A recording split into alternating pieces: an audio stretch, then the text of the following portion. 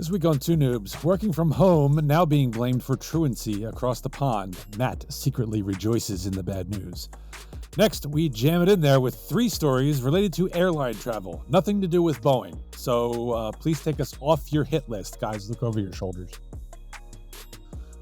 Then we recap another disappointing Sixers postseason exit. Can John give us hope that LeBron won't be here into 2025? Finally, a tournament of bad Philadelphia sports contracts. Who truly was the worst of the worst? It's hard. There's a lot of them. A lot. Start the music. A lot.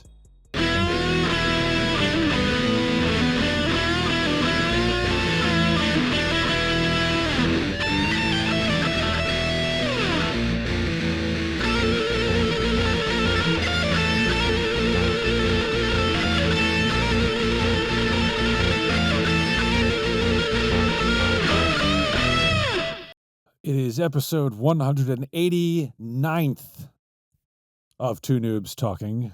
Wow. To my knowledge, no worms eating these brains. I don't know. Maybe John. He's practically in a foreign country at this point. I don't know. I think he is. Yeah. He might be. I know he's definitely in an underground bunker somewhere in the heart of Texas. No, It's not even the heart. Well, I am 65 miles away from the middle of Texas, if anybody can figure that out where I am. The direct middle, by the way. I'm not talking about the middle, like middle where I normally live.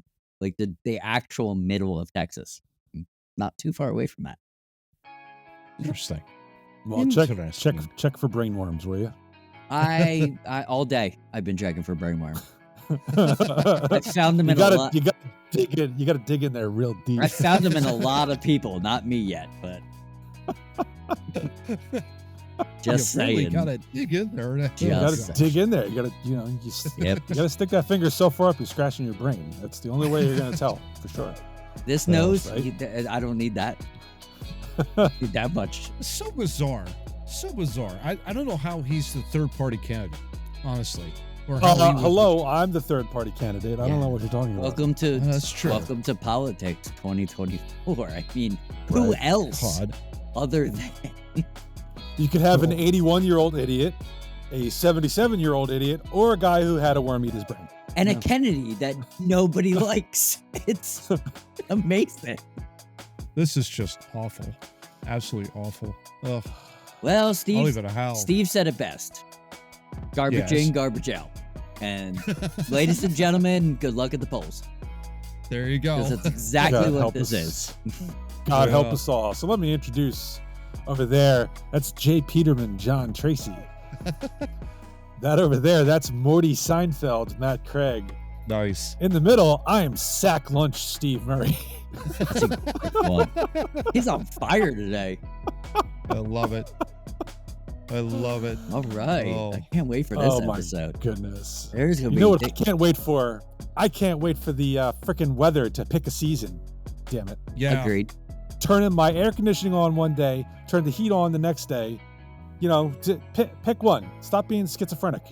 Please, for the love of God. I was scheduled to have a softball game yesterday, Friday, and it was 50 degrees and raining. And I'm thinking, well, I hope we don't play. And it turns out we didn't, obviously. But yeah, it was like, this league, though, was kind of insane. It's kind of like, well, okay, we have until 5 o'clock, and it's like 2 o'clock in the afternoon, and no one's saying anything.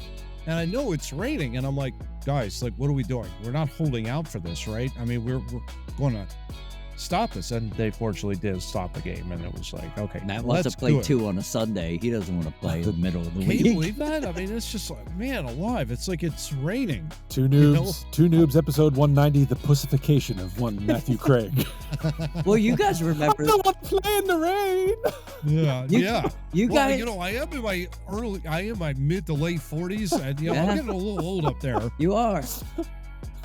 I'm tired of this shit. You guys tired of this shit. You guys remember pre-production? I had to take a little break from pre-production because we had a tornado run through the old hometown, and the wife was a little concerned. Yeah. Now that was legitimate. Had a tornado blown through, I could understand Matt. You totally get some baseball. Rather not play tonight with the 200-mile-an-hour whirlwinds swirling I don't know. Pop-ups would be kind of interesting. You never know. I do have great news about the tornado that came through. We checked on all the baby birds that are being born at this time. And my dove that I see every morning when I go to work, she's up in like the carport. Like she's got the prime location to have a kid. Like she's up there, like deep in there. My wife checked today. She's be there, so I'll see her when we get back. Hopefully there'll be some babies because baby doves are adorable. Can't wait for that. And right above our laundry room, there is a bunch of swallows that were just born. We got a third one. We had two over the last couple days, but since the tornado, apparently a third one popped up. So now we got three babies. So did you actually have a tornado? Because if I recall correctly, did you? Interesting. Yeah, it ran. I thought it was just hail. It was hail, but there was a tornado that came through. Not that hit me because I'm northwest of where I live. We got just hail and rain, but where I do live, the tornado came through and it ran by 2 a.m. It was in the Gulf of it ran to the Gulf of Mexico, so it was gone. Wow. And that's how fast moving it was. So some are calling it a tornado, some are just calling it holy shit. What was that? That's more what I saw when I was out there. Like, why is that moving so fast? It was like 15 minutes of hail, and then it was gone. Wow. That's wild. But that's wild. But National Weather Service did say there was a tornado, but who knows? I mean, when you're in a tornado, is it a tornado or is it not? Yeah. Gosh. I don't know. Wow. Yeah. All right. Speaking of wild, why don't we get into our W Energy fun fact for the day? Visit w.gg. That's W spelled like tubby, but with a D at the front. Like or you can download the app. That works too. There you go. Hey, the Department of Transportation said you are not fat. Okay, so but yet I jump on the scale at the last hotel I was at. Definitely, the Department of Transportation might want to talk to me. Well, that was your first mistake. But anyway, visit w.gg or download the app. You enter the promo code 2Noobs Talking. That's TOONOO Talking. You get 10% off your order. If you're not sure if W is for you, try the starter sampler pack. You get 3 different flavors of their energy blend, 2 different hydration flavors, and a shaker to put it all in. That's one. And like I said, with our promo code, you can get 10% off of that. Would be so 10. You're trying it at a reduced price. Stop being a baby and do it. Okay. Yeah. All right. Remind me, gentlemen, who has I think it's Matt has the fun fact. Yes? All right. You got the fun fact. Yes. Lay it on us, if you please. Gentlemen, I was looking around at baseballreference.com and I just happened to capture a screenshot of the historical totals of Major League Baseball from 1876 to present. Gentlemen, that's a long time. If you had the ballpark, that's a long time. If you had the ballpark, how many hits have been hit for the entire span of that history? Got it. From 1876 to the present. Got it.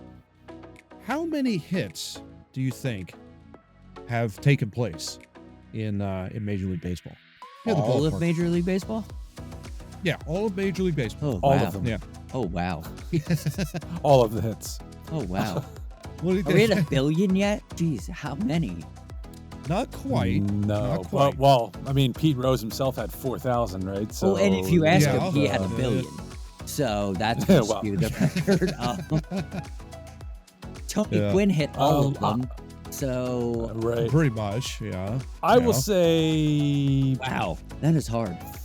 14 million. Not quite. I'm going to say... I'm going to say 11 million plus. So between 11 and 12 million. Gentlemen, you're both unfortunately way off. 4,212,056 total hits. Is that all? Yeah. It's 16,130,405 at-bats. So that's I did the math. 250? 261 is the batting average across all of Major League history. No wonder Major League Baseball just said screw pitching and hitting. They're trying to bolster their numbers. I got it. It makes sense now. Yeah. very interesting, too, that of those 4 million hits, 334,305 of them have been the home run variety, just so you know. There are 719,558 doubles. So there you go. Doubles are easier than singles these days. Yeah. Majority are singles, but the extra base hits, I'm eyeballing it. It looks like it's just over 1 million hits. So a lot of the majority of the 4 million hits that have happened are mostly of the single variety. Of course, so it wasn't just Babe Ruth, Ty Cobb, and Joe DiMaggio. Yeah. They didn't hit all the. So other people actually hit. Okay. Yeah. It's just baseball history is just a little off. Yeah. 22,000 people have played in the major leagues. Of course, I think we all knew that. 22,862. We talked about that before. Yeah, we did talk about that before. Crazy number. Isn't that amazing? Yeah, you'd think it'd be like a lot. I thought it would be a lot more than that, but no. I agree. So, just some fun facts for you. All right, time for ranting and raving then. Who's got that duty? I forget. Is it John? Yes, I'm doing it. That's right. Just because I hate the internet. I'm going to make it really short and sweet. I'm going to pass you the hammer. Yes. I'm just going to make it short and sweet. I'm going to give you a very small story and just you decide on how much you hate the internet after this. So I was reading articles of wrestling lore. I was having a good time. I was reading things about this guy coming back and this happening and all rumor mill, yippee me. I tripped upon this article and it was written by someone I really, really like in the UK that follows wrestling. And it turns out that the wife of former WWE superstar and recently passed Wyndham Rotundo, everybody knows him as Bray Wyatt. She apparently was berated on the internet because 6 months after her husband died, she went to a WWE event and posted on Instagram with her friends a good time backstage because it was the first time she's seen them since her husband passed away. And the internet made her out to be the worst person in the world. And the reason I want to bring this up is the guy who wrote it, he's from the UK. He wrote the greatest 3-page, and I'm going to quote, anybody on the internet that has anything negative to say, go fuck yourself. You have no life. And that's basically what he wrote out. And it was awesome because it's none of anybody's business when somebody is having a good time or having a bad time. It's none of your fucking business. Leave them alone. It's just amazing to me to read that article. She went to her first event since her husband passed away 6 months ago. Yeah. And saw her friends, and someone's got something to say about it. But if you're that person, that's what you get. Like, you're a fucking asshole. Your husband passed away. You must live in depression for the rest of eternity. Yeah. You cannot have a good time. No smiling. Like, what? Oh, what a fucking ridiculous. What a dumb fucking group of people that is. Yeah. Well, as we see week in, week out, we have dumb people just everywhere. Yes. So this shocks me not. No. Yeah. No. We should start smashing with hammers. Yeah. Well, I was offering to give you one and you didn't take it. So can we, Matt? You're in charge of Riverside. Can we work on passing I'll see objects? If I can transfer that over. Totally. Yeah, I got it. Pass the objects. Thanks, dude. Okay, there you go. You're in trouble now. He gave me the go. I was like, look out! This is Stanley, mother effer. All right.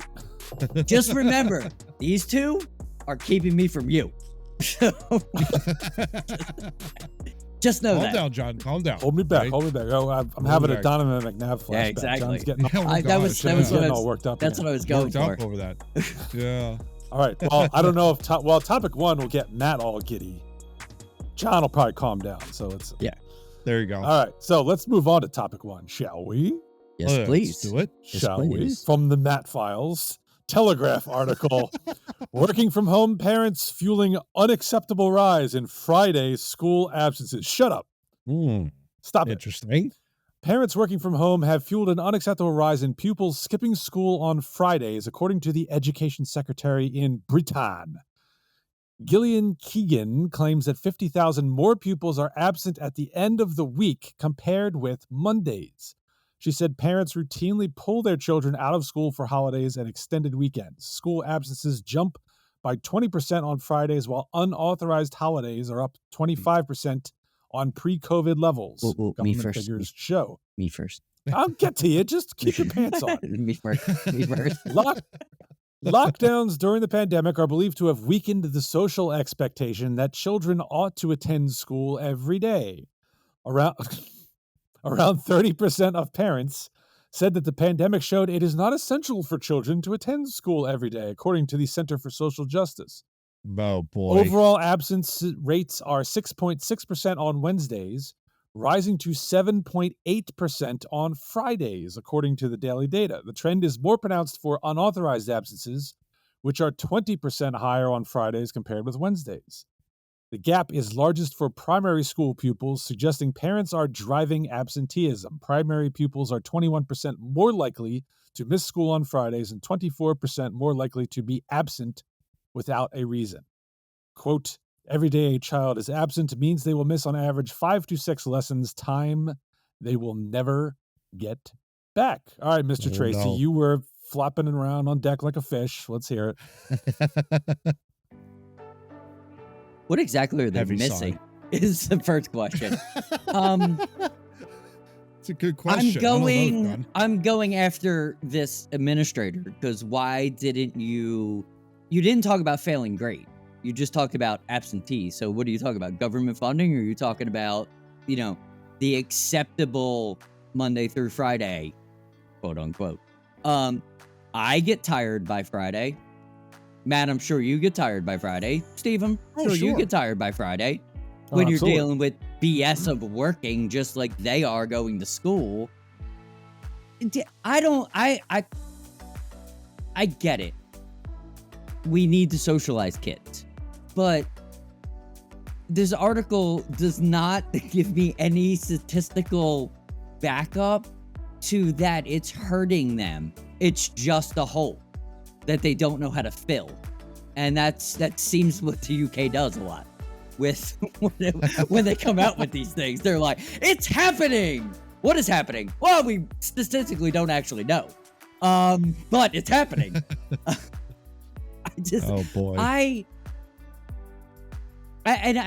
bring this up. I'll bring a personal thing to this. I had to walk my wife off a ledge because our kid was sick for 3 days.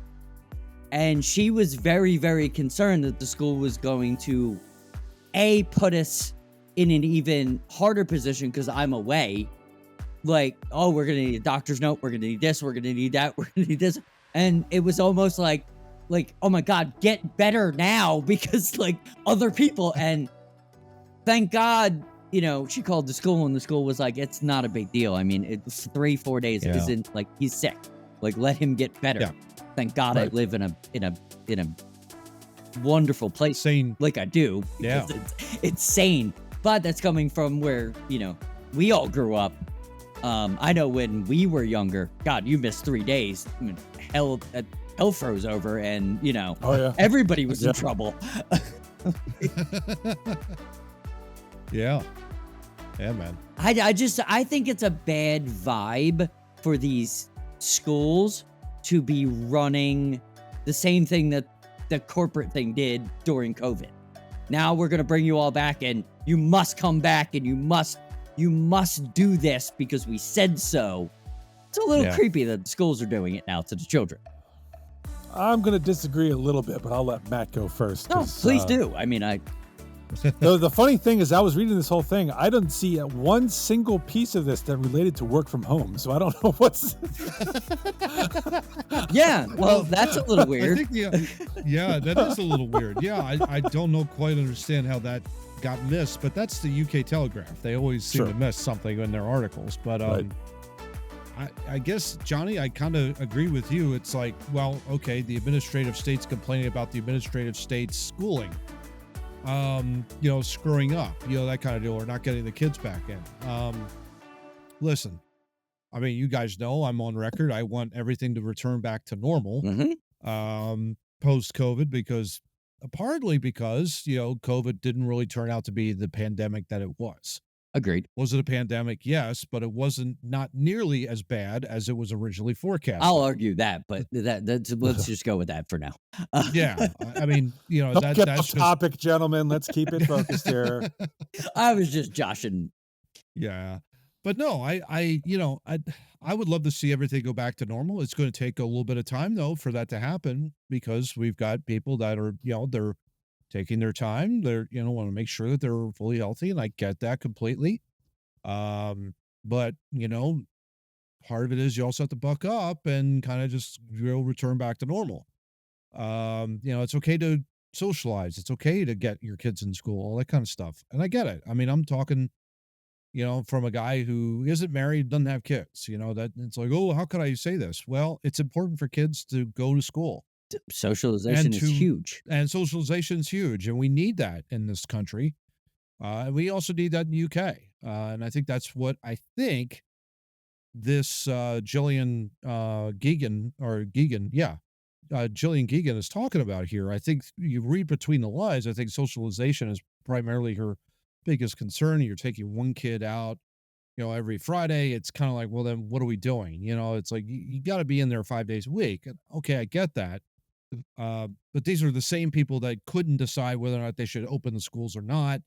Fair point. Yeah, it's not coming from a good source. I think that, thank you for saying that, Matt. Good source. That's kind of what I was trying to get to. Like it's not coming from a good source. So I understand the what she's saying. I just disagree with why she's saying it.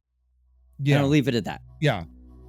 Yeah, I think it's poorly phrased because I think she's looking at data, and you could take data one of two ways. You can either report on it analytically, like I think is what she's doing, or the second is you take that information and you go, okay, what is driving this?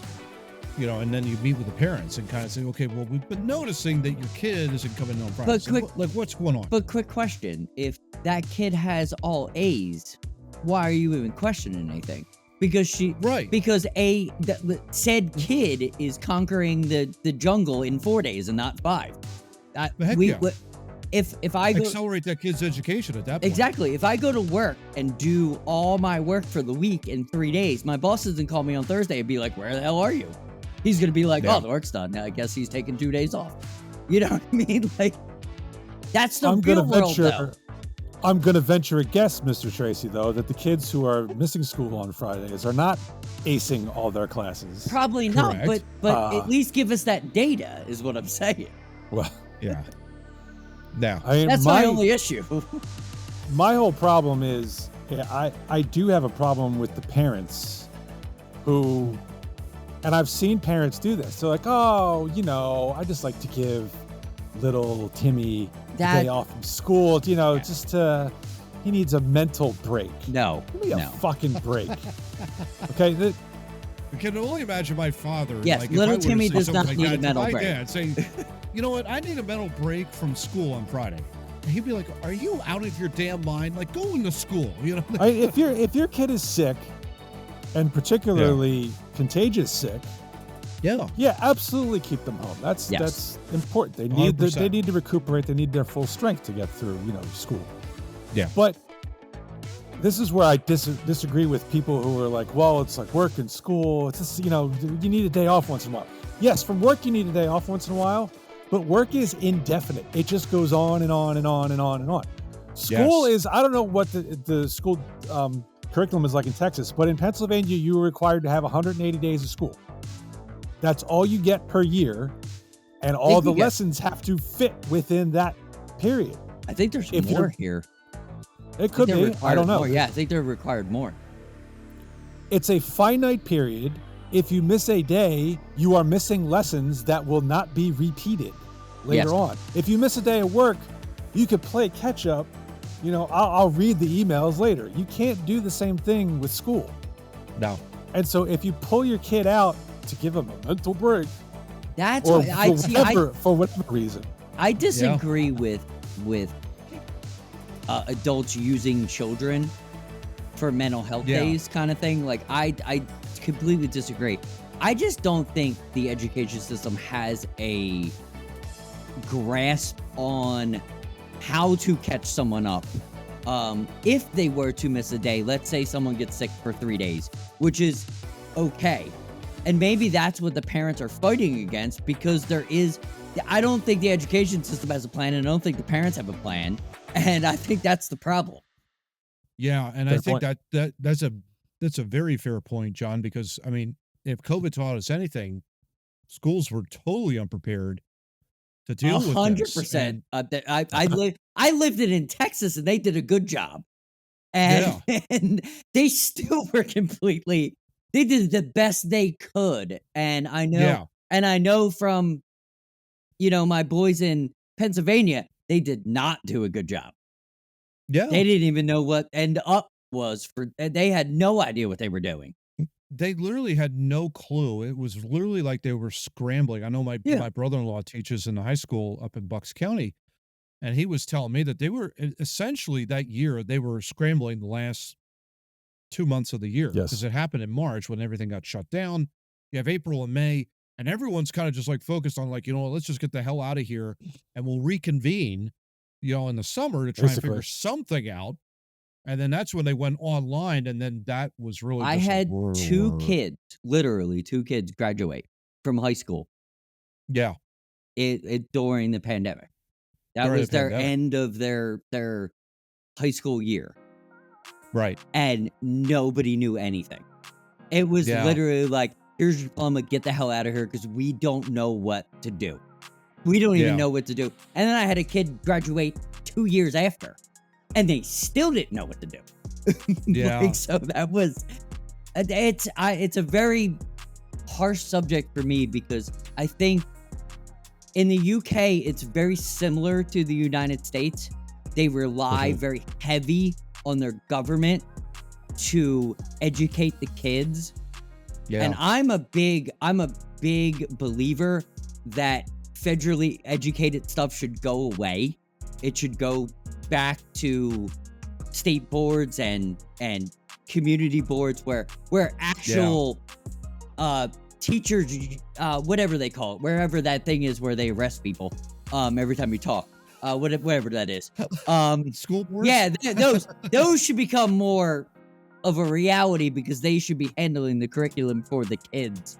And it shouldn't just be government funded all the time, because that's all schools are at this point. Right. Oh, the government handling of the schools is ridiculous. But the parents who are pulling their kids voluntarily out of school for whatever reason, hey, we're gonna take a trip to the beach today instead of going to school. It's like, is that a direct? Can we make a direct correlation to when the government takes something over and is so lackadaisical, people just don't take it seriously anymore? It could be. I could argue that. I definitely could argue that. Yeah, I wouldn't. But no, you disagree with any of that. Steve, you're absolutely right. Parents are out of control with the concept of they're going to make a better life for their kids by not putting them in society. That's a really dumb idea. Yeah. Really dumb idea. Yeah. Yeah. Now, to just get back to the title, which wasn't treated much, if at all, in the article about working from home, before the pandemic, I worked from home a lot of Fridays. Yeah. I never pulled my kids out of school on a Friday working from home. Why would you? You got shit to do. Exactly. Exactly. I'm working at home. I don't want the kids around. I don't need you. You do your stuff. I'll do my stuff. Exactly. I'll see you on Saturday for breakfast. I took the opportunity. Fridays was my day to walk them to school and pick them up from school. So that was a nice benefit for me. But I wasn't pulling them. I have pulled my kids for not being sick or having a doctor's appointment or dentist appointment or whatever only once. And that's because we took a trip to Disney World. They missed 2 days of school for that. Oh, but that's the stuff you save it up for. Exactly. That's what you save it for. And just so I could say, knowing Steve well enough, he really likes his kids. Like, it's not, he's not faking. Like, he actually likes them. So Yeah. don't come at us like he just wants to be alone. No, he would like to hang out with his kids on Friday, but they got shit to do, and he's got shit. Exactly. If it was a summer day, they were home, and I was working from home, and you know what, whatever I have to do can be put off. Yeah, sure, we'll spend the day with them. Fine, but I'm not pulling them out of school constantly to do that, because that hurts them. They need to be a part of. If we're going to continue this society, children need to be put into society. They need. I'm a big person that's against homeschooling because of that one reason. I think homeschooling would be perfectly fine if there was some kind of socialization. But if you don't have your kid in soccer, hockey, basketball, and 6 other things, homeschooling's probably a bad idea. I could tell you, John, just to counterpoint what you just said, I have known a couple of people that go to my church. They do homeschool, but they make sure that they have all kinds of socialization. You gotta events. Socialize them, because you can't. Which is huge for the kids. Yeah. I mean, it's absolutely huge. But the wave of it's not like they're just isolated at home and, oh my God, that's all they're doing and learning. The best thing you do is you bring people together to learn together. Yes, that's the weird part, though, because you're seeing that in culture where everybody wants to go into their own corner. That's only creating more work. Well, and part of it too is political. A lot of this is like when you start to talk about, when you have like agendas that are being put forth by a school board and a parent disagrees with that, they have every right to pull their kid out of the high school. Oh, absolutely. Every right to pull it out of the school district and say, you know what, I'm going to put this kid in prep. I'm going to put my son or daughter in prep school, whatever the case may be, charter school, whatever. I'll be willing to do that as opposed to going through this bullshit school over here. And, where they're going to be like essentially not getting a good education. So, I mean, there is something to say in regards to that, but I totally agree with both of you in the fact that pulling a kid for a quote unquote sick day doesn't do the kid any favors. Yes. Okay. You're hanging out with your family, but you're not socializing with your friends, that kind of a deal. And that's what's so important when you grow up in school. You learn to do those things. And again, when you pull them out for that day, they're missing one of a finite number of days in which that takes place. Yes. 100%. It doesn't happen 365 days.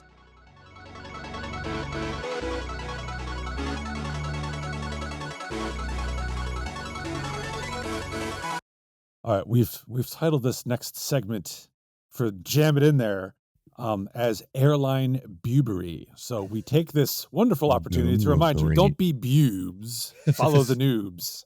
Yes.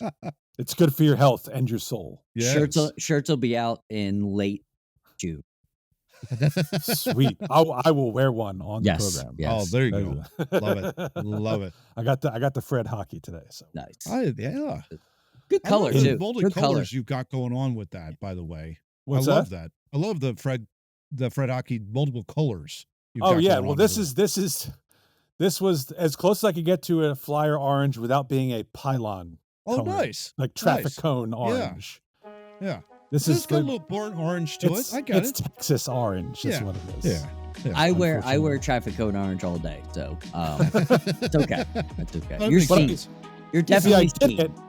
I did have orange. I have blue for the Sixers. I have red for the Phils and Kelly green for the Eagles. There you go. And I have a gray one for some reason. Love it. For the Eagles. Yeah, there you go. Yeah. For the Birds. All right, let's get into this airline boobery where, again, look over your shoulder, make sure Boeing's not coming after us. I think we're good. We're good. I don't think we're getting recorded. We probably are, so I'm not even worried about it at this point. Well, none of these stories have anything to do with it or of plane parts falling out of the sky. So sure. Good news there. Yeah, exactly. I'm pretty sure one just did, though, so probably. It wouldn't shock me. All right, so the first article we've got here, Japan Airlines grounded a flight from Dallas to Tokyo last week after a hotel room noise complaint exposed the captain's excessive drinking the night before its scheduled takeoff. Oh my. Guests reportedly made several complaints about the pilot and crew members' behavior in the hotel lounge at a hotel room after they returned from dinner in Dallas. Oh, Police issued a warning to the pilot after they were called to the scene around 2 a.m. Although the pilot did not violate the airline's guidelines against drinking within 12 hours of liftoff, Japan Airlines said they canceled the flight due to the need to assess the captain's physical and mental well-being. Oh my. The airline specified the flight was not canceled because the pilot was intoxicated at the time of the flight. Bullshit. However, they said they were unable to find a replacement pilot in time for the flight's scheduled departure. Passengers on flight JL11 were transferred to an American Airlines flight. God be with you all. Yes, exactly. Just hold for dear life. That's not working out. Because Matt, how many times have you flown where a pilot had a drunk rager in his hotel room the night before? Gary, a total of how many times were you there? My thing is, did he have sake in the hot tub? That's my question. You know, that kind of. Yeah, I think he was pissed. He probably didn't because he was pissed off. So. Oh, jeez. I've got a real issue with something. What's that? 12 hours. Yeah. That is a number. Remember when we let's go back to COVID again, because we already did. Remember when asshole governor of Pennsylvania punted things for many times, and we said that Tom Wolf. Yeah, that's a very short period of time. I'm getting those vibes here. 12 hours. That should be at least 24. Minimum 24. Yeah. Maybe 48. You're flying a friggin' airplane. Yeah. Like you're not mowing your grass. You're not playing meet and greet. You're flying a friggin' airplane. Like, what was that Denzel Washington movie called? The one Which where one? he flew the airplane which one? upside down. There's a bunch of them. Oh, what was He that? flew the airplane upside down. There was he was a drunk airline pilot. Oh wow.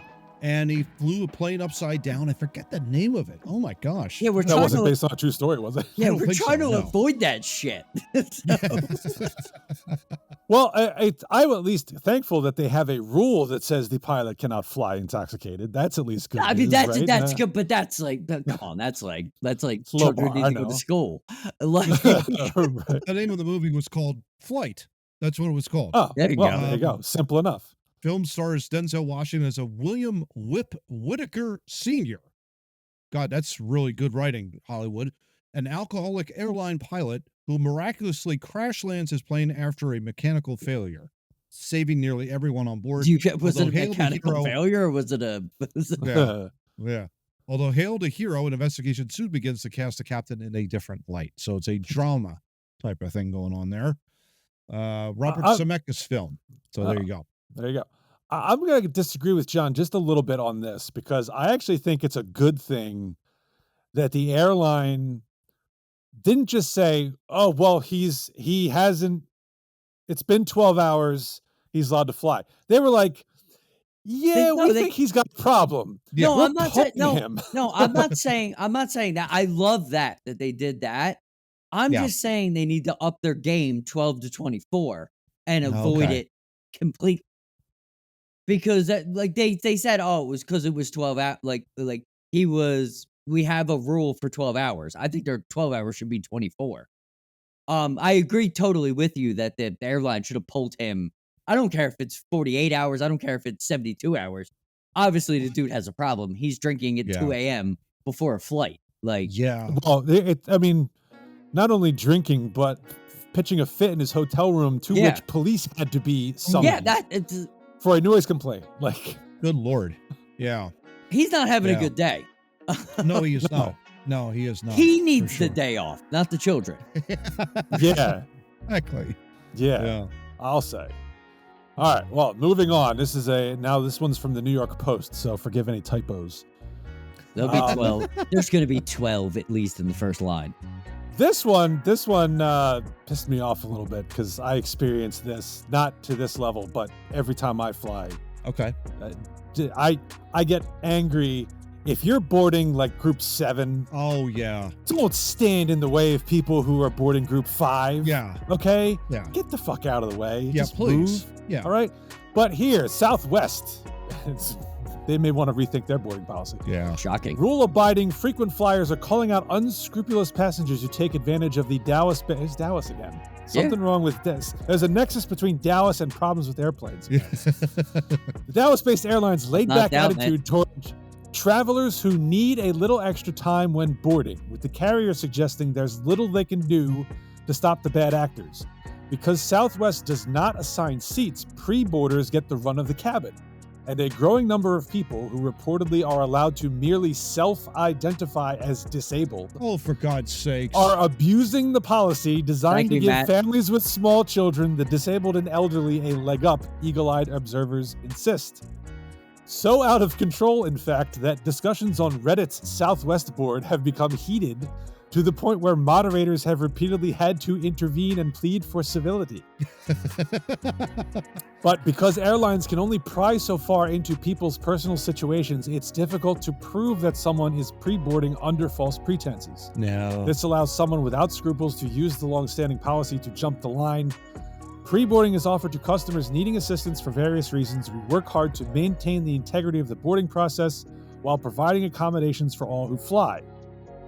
Since many disabilities aren't visible, we're unable to question the validity of pre-boarding requests.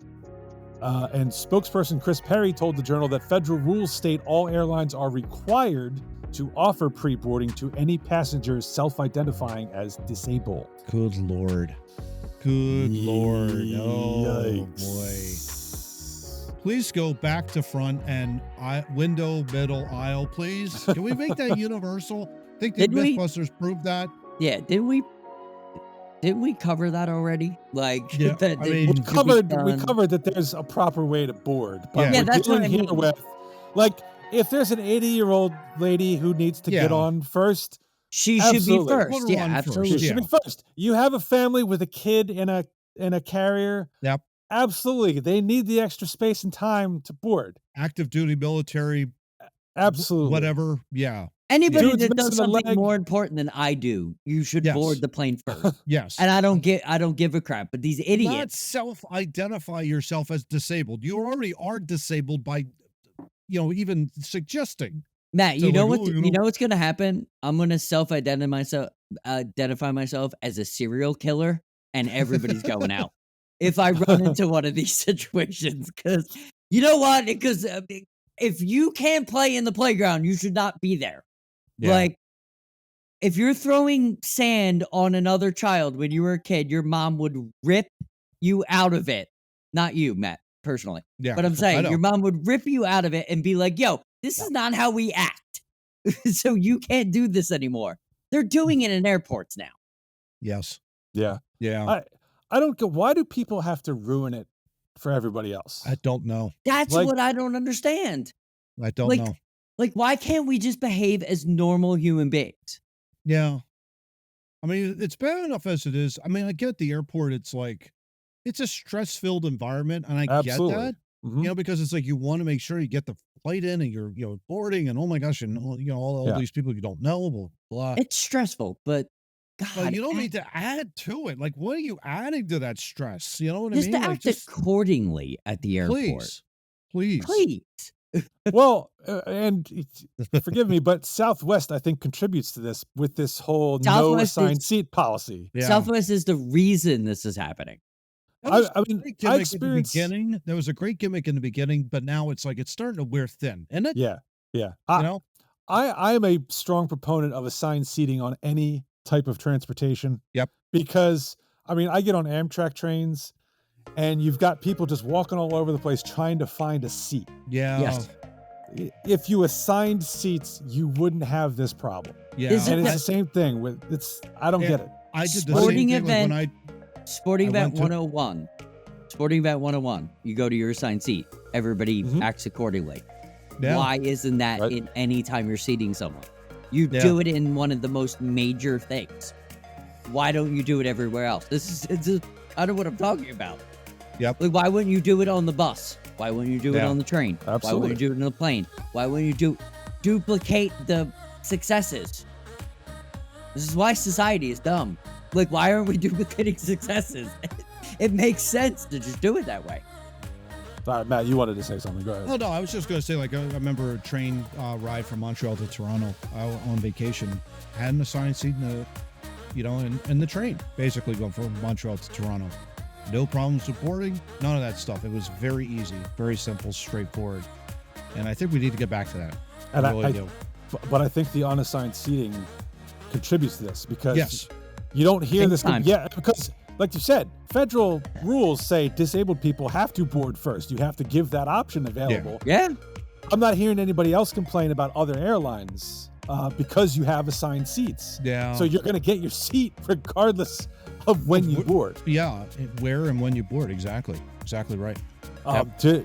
The article does note the issue may take care of itself. For the first time in years, there has been discussion from Southwest of assigned seats, something that would perhaps lure new customers at a time when profits are down. But Southwest apparently also isn't the only organization coping with line cutters. In April, Disney announced lifetime bans for anyone caught abusing the theme park's disability access service in order to receive park perks, including no-wait rides. How about that? All I have to say is good luck to the CEOs of both of these companies. Yeah. Yeah. I would love to see a lifetime ban. I think that would be fantastic because I know there are jerks out there doing this. It'd be great to talk about. Yeah. Yeah, you can't stop these guys. You need to have strict rules for these people. Yeah. That would be a huge change management issue there, Johnny, to be perfectly honest with you. To flip exactly what made you successful at the beginning, but to be able to say, we need to put a stop to this and we need to communicate that to our customer base, that's going to be tough for Southwest to big time overtake. Yeah. It's the only way you're going to stop them now. That's the crazy part about it. Yeah. All right. Third one, also dealing with Southwest here, gentlemen. Of course. Sensing a theme. So Dallas interwoven into all of this, interestingly enough. Oh, boy. All right. Now we're getting into the truly weird. Southwest Airlines passenger flummoxed fellow flyers after she was filmed napping in the plane's overhead bin. As seen in a video with 5.1 million views on TikTok. Matt, I demand that you place that picture right here. Yeah, we'll do. The video shows the unnamed person nonchalantly lying lengthwise in the overhead locker as if preparing for cryogenic sleep. Hell. It's yet unclear if the in-flight napper was a passenger or crew member or what their motivation was for treating the baggage storage container as a slumber pod. One commenter joked, Southwest does allow you to choose your own seat.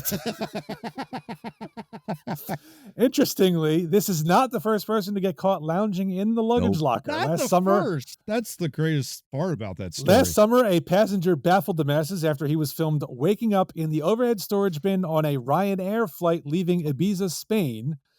Meanwhile, in 2019, a Southwest Airlines flight attendant weirded out passengers after sequestering herself in the bin on a plane at Nashville International Airport. I have a question, gentlemen. I also have a question. I have a question. Yeah.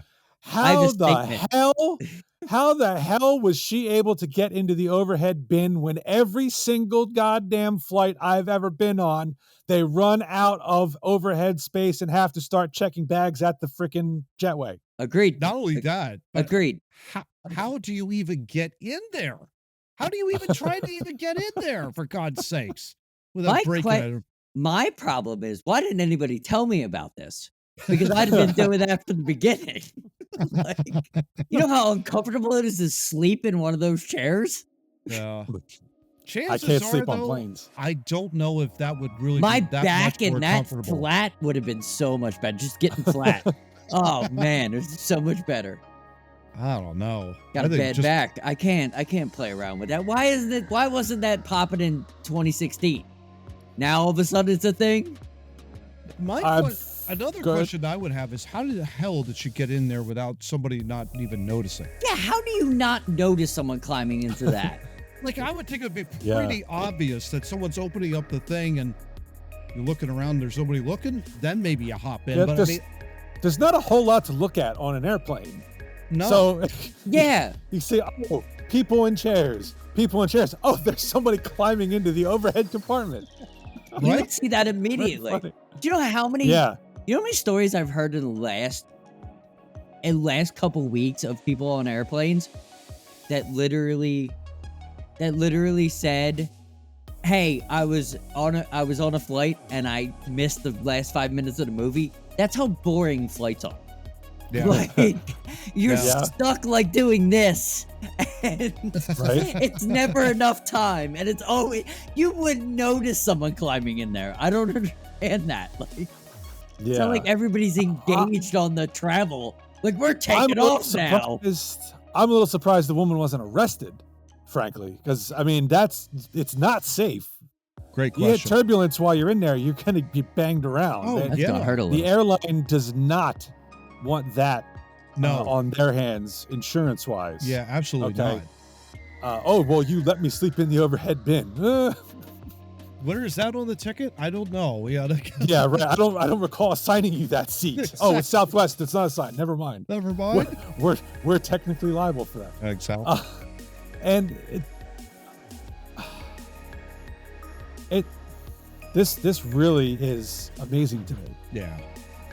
Well, the rationale is just so ludicrous and ridiculous. Yeah, frankly. But it did remind me of the King of the Hill episode where Hank's father, who had his shins blown off in World War II, and so he's only 5 feet tall, was causing a ruckus on the airplane, so they shoved him in the overhead bin for the remainder of the flight to Japan. Nice. And when the flight landed, they open it up, and out he rolls. Jerry, they sleep in tiny stacked cubicles all the time. Caution, he may have shifted during the flight. Momp.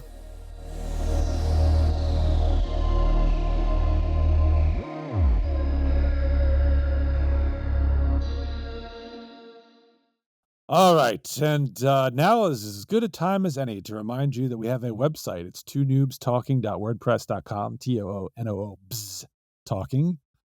You go there, you can enter your email, be notified every time a new episode drops on the website, because we've got them going all the way back to 140. And if you want to see one before that, well, too bad. Well, it'll take you to our YouTube channel where you should like, share, and subscribe. All our old episodes is there, but the website is a good place where you can watch it. Or if you'd like to hear us in your ear holes through your favorite podcasting network, we've got a bunch of popular ones there. You can find us through that. If you don't find one that you like there, you could always use our RSS feed, plug it into your podcatcher, and use whatever stupid audio program you prefer, you snob. Whatever you do, there you go. Whatever you do, just remember, don't be boobs, follow the noobs. That's right. Right? T-shirts out on June. T-shirts out on June. And just for Matt, also, don't be a narcissist, Lex Luger. Yes. Be kind to others. Number one, don't worry. The Sixers are coming up, so we'll have more. Oh, boy. Yeah. So now we get into the depressing part of the... I think I need a mental health day for this. Yeah. It's gonna be more positive than negative.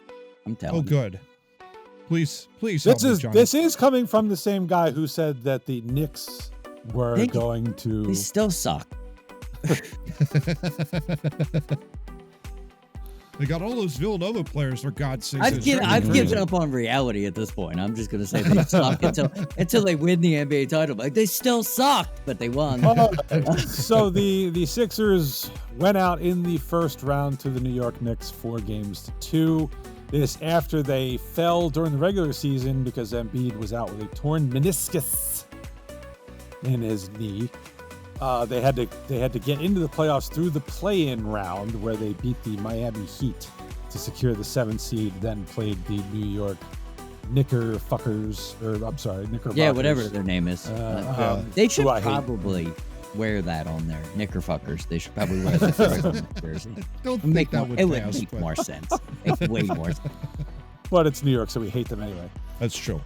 So the season once again ends in failure. We are process year. What is this? 11? 175. 11? Oh my God. 175? Okay. Yep. 175.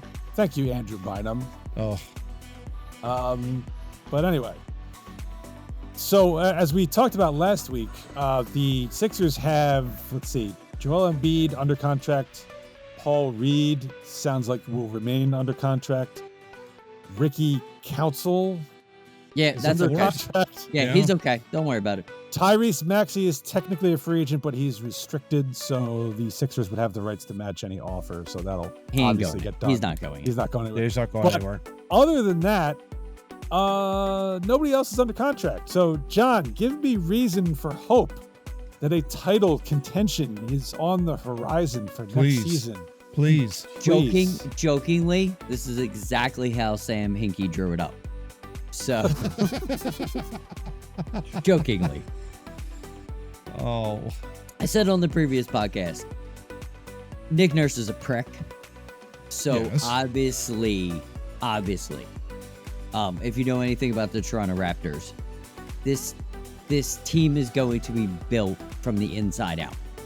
That's the positive. Okay. You have Joe, you have Max. They're tremendous players. We all know. Like, nobody needs to have a degree in basketball to know that they can play.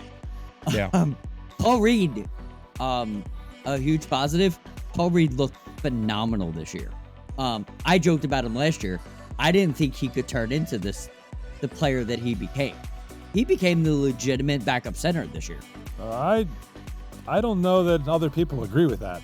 I like what he developed with Maxey when Embiid was hurt. I liked what he did. I mean, you can argue with me all day, but dude put the ball in the basket.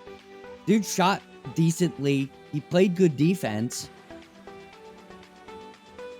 Yeah, I mean, you keep this kid around. All he does is play hard. I'm Why not would saying you you keep get him rid of around? him. Yeah. I'm not saying you get rid of him, but I don't think you put him in stone that he's the backup center next season. No. He's a player on the team. Like, you absolutely don't put him in the backup center. Like, never. But you also don't have any positions. Do you re-sign Nick Batum? Probably, but what do you sign him to, a 1-year deal?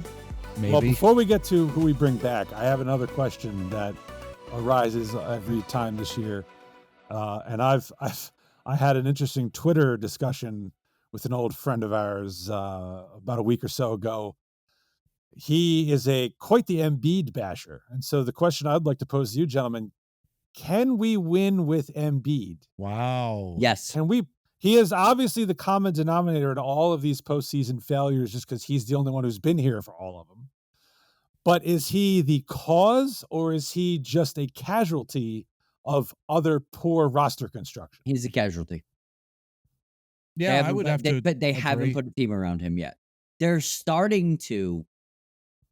When they brought Harden in, they actually showed the ability to bring someone in that could work with two guys, that could teach them extra steps. And if you watched a bunch of the games, the low feed, the high feed, if you watched Embiid 4 years ago, all they ever did was, here's the ball, do something with it. Yeah. When Harden came in, taught Maxey and taught Embiid, hey, you can get the ball low, you can ball it high, you can spin and get the ball over here. There could be backside. Batum is also another huge bring in that they brought in this year that taught Embiid a couple more things. Remember, he started playing basketball when he was 16. So his prime might not be now. If I understand the haters, they're people that don't watch basketball games. Like, they just go, oh, well, he lost again. That's fine. Watching Embiid, he's progressed year after year after year after year. He's not the problem. The problem is that they haven't been able to construct a team around him. And this was the closest team that they've ever constructed around him that looked halfway decent, and it had 25 holes. So where do you go from here? It was the Swiss cheese of the NBA. It was a perfect cheese. It just had holes in it. It had so many good options, and it just didn't work out. What about the injury factor, though? Because it seems like he is never healthy come playoff time. Well, every year. And I realize that's not necessarily his fault. I mean, the 1 year Pascal Siakam decided to elbow him in the face in a playoff game. That wasn't helpful. But it was. You're absolutely right. What I hope Nick Nurse will do, and this wasn't I've seen the Philly pundits come out and is Nick Nurse the right choice? Like, shh. Like, it was 1 year. Like, calm down. Right. Yeah. The one thing Nick Nurse will do, and you can ask Lowry this, is Nick Nurse will not play him as much. But here's the problem Nick Nurse had at the beginning of the year. First year you're coaching him, he's throwing 50 up every night. Yeah. Well, so no, what I the don't. hell are you going to do? What the hell are you going to do? That's not the problem. The problem, and it reared its ugly head in the playoffs. The problem is, yes, we would love to give Embiid rest. It's his The problem is when you take him out, you don't have anybody else. The team suffers. I mean, what was it? It was like they were plus 48 with Embiid. Yes. On the floor and like minus $1 billion when they took him off. Yes. Well, so he had to play him. The one game, which game was it? Game 4 that they lost, where Embiid played like the entire fourth quarter. When he should have sat. When he should have sat. When a superstar like that will sit the end of the third, beginning of the fourth, to just get his win back to then, but he didn't do that. But that's because of, I think Nick Nurse learned something from him, is his effort is Embiid's effort is amazing when he's fresh. When he's hurt, it's tough. So Nick Nurse has to flip the beginning of the season when he was throwing up 50 to flip it to the end of the season. So but how do you do that? How do you do that? You get two guys to play the center position where Joe plays 25 to 30 in the beginning of the year and slowly ramps up to playing the whole game. Joe doesn't have that. Joe is very much like Eric Lindros. He doesn't have that understanding of, hey, if I run into him, I'm going to get a concussion. They don't think that way. They're generational talent. Like they're not thinking that way. I think he's protected by the coach. The problem is there isn't a roster in front of him. Right. That's the biggest problem. Okay.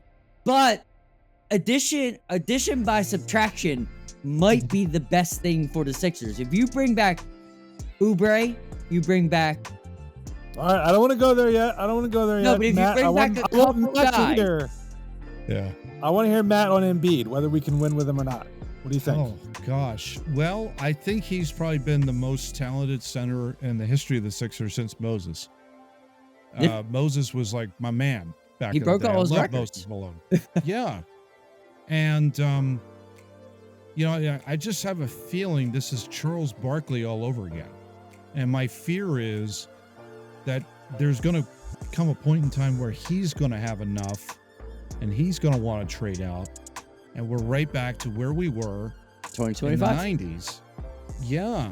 And it's like, that's my fear. And it's like, I'll admit, it's like, I'm not a huge Sixers fan, and I haven't been really since Allen Iverson. That's saying something. I mean, that's like over 15 years.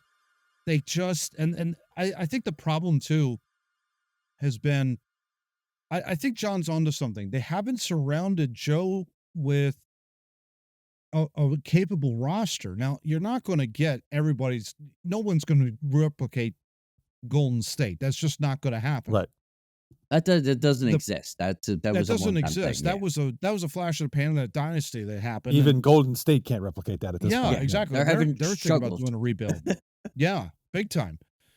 But you have a piece in Tyrese. You've got a piece in Joel. The question is, who's that third guy? The third guy was obviously not Tobias Harris. That's the biggest question. And that's the problem. That's the problem that you're finding. You're finding a guy that does not show up. He pulls a Ben Simmons out of his ass in these playoff games and does not show up. Now, it was ugly. Like, what are you doing? You max deal. The expectation is you got to go out there, score points, make an impact, do something. And when you have 0 points, it's like, what are you doing? Matt, here's the funniest thing about Tobias Harris. He's like 6'8". And Tobias Harris during that game was out rebounding people like he was winning championships. And then every time he walked down the floor to shoot, he missed. Like, he missed badly. Not in game. I'm sorry, not in game 6. He took 2 shots. No, but he was 0 for 2.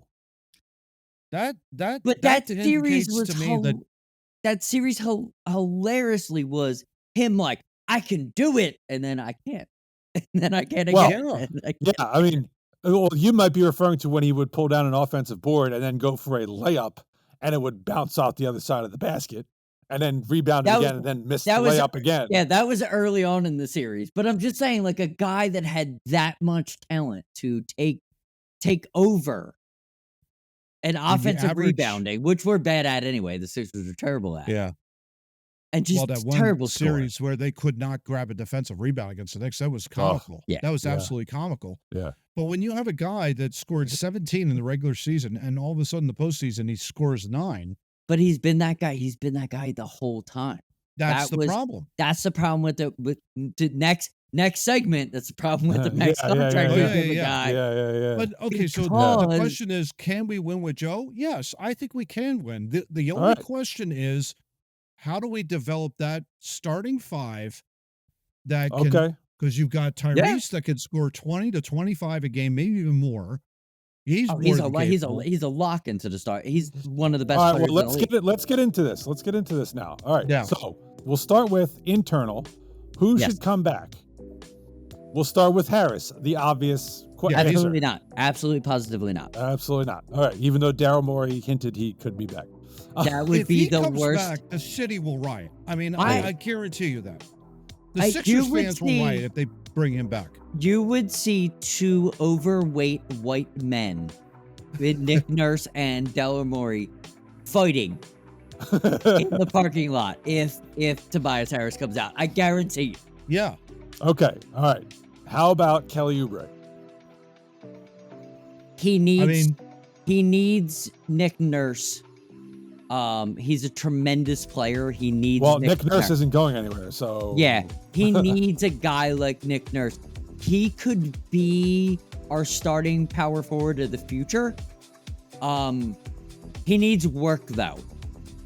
But I want a guy like that coming off the bench. I don't want him to start. I think bringing him back would be a huge. Joe likes him. Maxey likes him. He played really well at times, but he's young and he has a lot of stuff to learn. Is he going to be too high of a price to bring back? Is the question. You got plenty of money under the cap, though.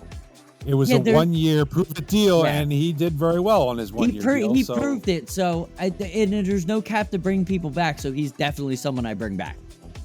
What do you mean? There's no cap to bring people back? There's no cap. Like you can give him a max contract, and it doesn't affect. See, that's what I worry about in the NBA. Johnny. I worry you spend a lot of money for no reason. All right, let Mac go. Wait, hold on. I worry about the additional max guy because we've tried this with Tobias. We've tried this with Ben. It hasn't worked both times. So I'm worried. I don't want a max player. I really don't. I want a good, solid starting 5. You need a max player, though. You need the third. You can't. You're not going to win. You're not going to win. Yeah, you're not going to win. You're not going to win. Who was the max third on the Bucks team? Well, it's who is it? Giannis and Halliburton. Is it Halliburton? No, it's and Dame Middleton. No, when they won the championship, who was the max third on that team? That was a fluke. That was just Giannis being Giannis. Okay, I would take Giannis over the entire Sixers team. All right, stop. Who was the max third on the Denver Nuggets team last year? Jokic. You don't need anybody other than Jokic because nobody can stop him. Well, so what's this whole deal about you need a max third? Because you can stop Embiid. Embiid's stoppable. Embiid's stoppable if he's injured. Embiid is stoppable if he's injured. And that's the point. And he's going to be if you don't give him a third. If you do not give the Sixers a third option, they're never going to win. Kelly Oubre is not a max player. No, he is a piece. He's a piece. Well, what's this about? There's no cap on. When you bring someone back, you can spend more money to bring them back than you would if you were to grab another player. Okay, but I don't think you should overpay Kelly Oubre. Yeah, I agree. It's great if he comes back, but I'm not going to overpay him. I wouldn't overpay anybody unless you're bringing in that third. That's the only overpay I would do. I'd bring everybody back. Everybody on this team should be brought back. Minus Tobias. Everybody. I like Buddy Hield. I think he's a good bench player. I don't even know if his contract's up. It is. I like him. If you can bring him back at a good number, you bring him back. He's a good he certainly player. didn't do himself much favor in the playoffs, so he may have taken a hit on the dollar exactly. side. But I like him. I like their mix on their bench. So if you can bring him back at that number, if you can, find guys that look just like him, because the NBA they're full of them. The problem with them is they don't have that third scorer. Okay, well, we'll get there. I'm talking about guys to bring back. So you say yes on everybody Hield. but Tobias. Everybody. Well, then you're back to the same roster you just had. No, because you don't have that starter that is scoring 30 points. The only question that I would have then for that third starter, who's out there? All right. That is the problem. Okay, so one more person I want to talk about real quick. So Nico Batum. Love him. I would love to have him back, but I could swear when he came here that there was talk that he might retire at the end of the He's year. 117 years old at this point. So if you don't bring Nico Batum back, please find someone like Nico Batum to play his position, because he is a tremendous basketball player.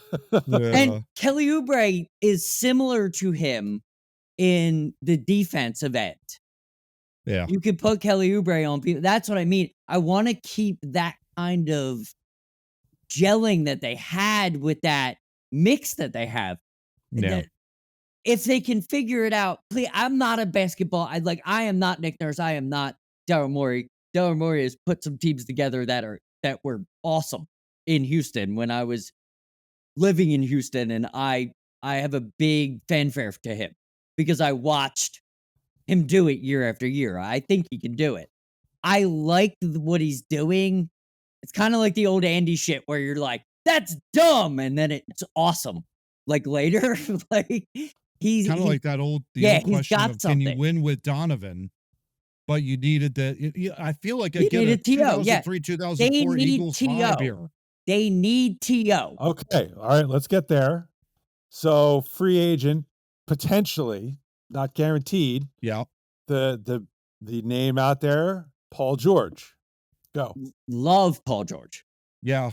Paul George is a power forward we don't have. It would limit Paul Reed's minutes, which would be better because you could go big without having Paul Reed on the floor, which you would get 11 points for 11 minutes with Paul Reed, and that would make your team better during the regular season. Joe could sit a little bit more because you have Paul George kicking 32 minutes. He's good at pretty much everything Batum is at a higher level. But I wouldn't pay the money. Paul George has never gotten by the second round either. Yeah. Yes, but I wouldn't pay all that money. I like him, but he's Nick Batum he's like Nick Batum as a superstar. So if Nick Batum was 25 years old and we were looking at Nick like as he plays now, that's what Paul George is at 32. 34, actually. Oh, I'm sorry. Yeah. I thought he was 32. But another question, Paul George, you're going to have to give him a max contract. Big time. Yeah. So you just said you don't want to give him I don't want money, but I don't want the money because the money's going to hamper the rest of it because you can't bring all the other guys back. You just said the only person you want to overpay is the third star. Paul George is the third star, and now you don't want to give him the max contract. So which is it? Because I want a shooting guard. I don't want a power forward. Okay, well, all right. So I want a shooter. Who is out there that we can bring in that could be the third star on this team? That's the problem. I don't think it's a year for that. This is the year to do it. You can't. I'm going to tell you this. I wasn't exactly as crushed as I might have been by the first round exit. One, because I knew the way with the Harden trade, this was going to be a throwaway year. Absolutely. Because they were setting themselves up for all the cap space going forward. Yeah. So I was kind of like, you're throwing this year away. And then when Embiid got hurt, that was the part where I'm like, you know what? Yeah, this is a toss. The only thing that got me excited is I thought the Knicks were soft, and I thought they could get in the second round. Well, I'm disappointed they lost to the Knicks because I hate the Knicks, and I think they could have beat them. Yeah, that's all that was. But I knew this year was not going to be it. It was next year, so they got to do it next year, John. It has to be next year. The question is who? Yeah. And I don't know if we have the answer to that question. I don't know if Paul George is the question. I'd rather bring back Oubre and Batum. We're right back to the same thing, John. No, but listen, I would rather do that and get rid of Tobias and come up with a 3. Because your 2 is set, right? So come up with the 3. Where's the 3? Your 2 set with Melton. Let's say he comes back from injury because he's going to be here for 5 years anyway. So let's just say he's only 25. I thought he was like 40. Yeah, I know, and he's a damn good player. So he's not sitting out. Him being injured was terrible for the team because I think he's a very good player. So if you plug him in the 2, Maxey in the 1, you plug Joel at the 5, right? Batum and Oubre can play, and Paul Reed can all play the 4. You remove Tobias. You gotta find a 3. I don't know. I don't know where the 3 is. Like that's my biggest problem with this team. Like I don't know where the 3 is. The kid from Chicago, I don't even know if he's available. I don't even know his name. You talking about Levine? Or, yeah, Levine. He's been touted to play with Joel for 4 years, but he signed a 5-year deal with Chicago, so he's never gonna come here. I just looked this up, Jen. So some of the top free agents outside of Paul George, Tyrese, who I think we will sign. Yeah, he's LeBron, which will never see the light of day. That's never happening. Yeah. God, I hope not. Next one is Pascal Siakam, power forward out of the Pacers, currently in the playoffs right now. Great. He's a great player, but that would be if you just decided that Oubre and Batum weren't coming back. You would just sign him for that. That wouldn't be the third option. Another one is OG Anunoby of New York. I like him a lot. But I don't think he fills that. I don't think he fills that at all.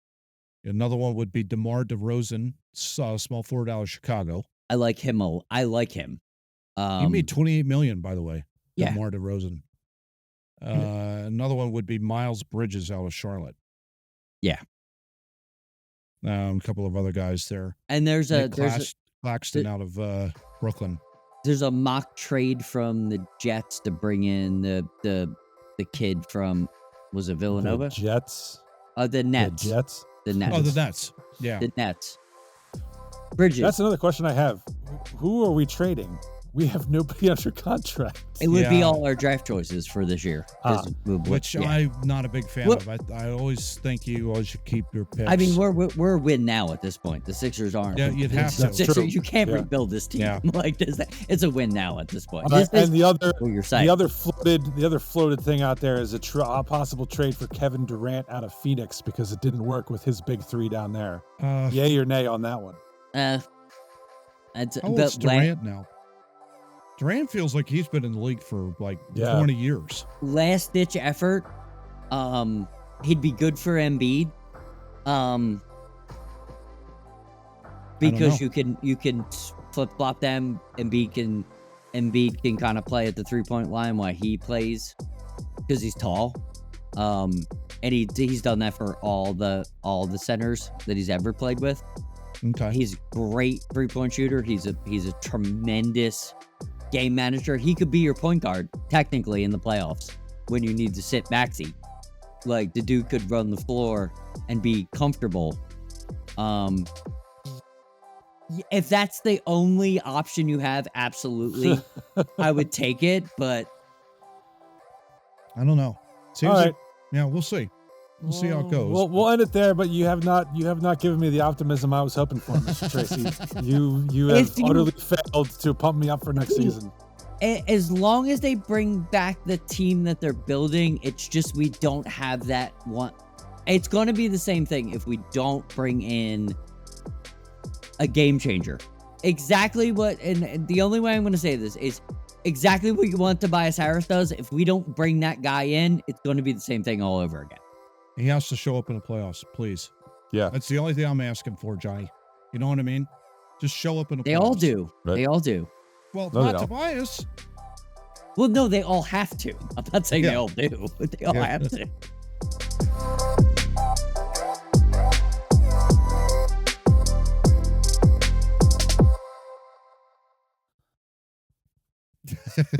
All right, I'm driving railroad spikes into my nasal cavities because John is trying to get that worm out, right? Yeah, well, trying to get the worm out, but John has really sent me into a deep depression over the Sixers' possibilities for next year. Thanks a lot, jerk. Sorry, don't watch. I'll let you know when they make it to the finals.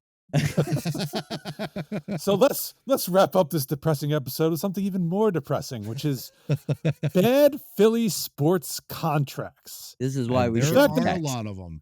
Yeah, there are a lot. Thanks to Tobias Harris finally coming off the books this offseason. Yeah. Yes. We were like, oh, that was a pretty bad contract. What were some others? And we were not short of finding some. We have a 16 contract tournament to go through here. Wow. We managed to even this out. It's 4 for each major sports team here in the city. Yep. We're going to walk through them. We have a Sixers division. We have a Flyers division. We have an Eagles division and a Phillies division. We're going to walk through these bad contracts. We're going to figure out who is the worst of the worst. Gosh. And you're gonna hear some names in here you haven't heard for a while, probably because you were trying to black them out of your memory. There are some that I don't even remember. You're gonna hear some contracts with some obscene terms and/or years, like dollars. It's maddening to remember and reflect on some of this. So I guess, John, I'm turning this over to you, right? All right. Hello. All right. Speed it up. So we said Sixers, Flyers, Eagles, Phillies. Just so clear. Okay, so let's start with get this tournament on the way. So let's start with the Flyers division. Oh. So we'll give it to Steve because he is the bigger Flyer fan than all of us. I'll take the heat for the Sixers. He can take the heat for the Flyers. So we have the first round we're gonna go through. We have Brizgalov, and I'll read the terms. Sorry if I'm looking down, but I gotta read the terms. 9 years, $54 million. Wow. And he's taking on Andrew McDonald, 6 years, $30 million. He is the first. That is one quite of a matchup right Matt, there. do me a favor and just keep me regulated and who we pick. Sure. Can you write that down? Thank you. Yeah, I certainly can. Appreciate you. All right. Brizgalov was a panic move for a goaltender after the 2011 season where Peter Laviolette was pulling goaltenders left and right in the playoffs. He was good at it that year. He was good at it. He was good at it. He was good. So they had to overpay Brizgalov to try to settle the goaltending situation, and he was going to be the top goaltender on the market. He had played in Arizona and put up some good numbers there. He also lost his damn mind, but that's another part. He absolutely lost his damn mind when he got here. Did not hate the signing originally. It was troublesome, but we understood where it was coming from. Yes. We ended up having to buy him out for the last 7 years of his deal, pretty much, which extended his cap hit for 14 years, or over 14 years. Oh God! Yeah, that was a bad contract. Now Andrew McDonald, who I may have referred to on this podcast previously as Ronald McDonald, I called him old man, but that's old just me. man. Old Yeah, man McDonald. Yeah. At a farm. He was another panic move of paying a defenseman. Oh goodness. The worst one on the market at the time. He was worse than Terry Karkner, and that's saying something. I mean, there is footage of him falling down, kicking a puck back to an attacking player who then goes on and scores. I think it was a preseason game. Oh, it was a preseason. It was a preseason game. No, but there was footage of it. I saw video. We got to find it. Yeah, I got to find it. He falls down on the rush.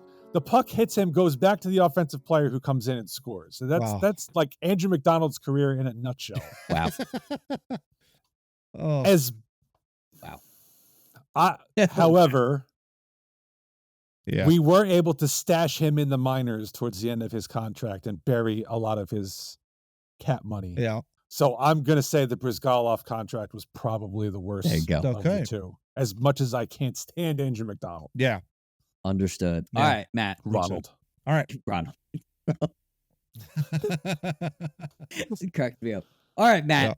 You have the Phillies division.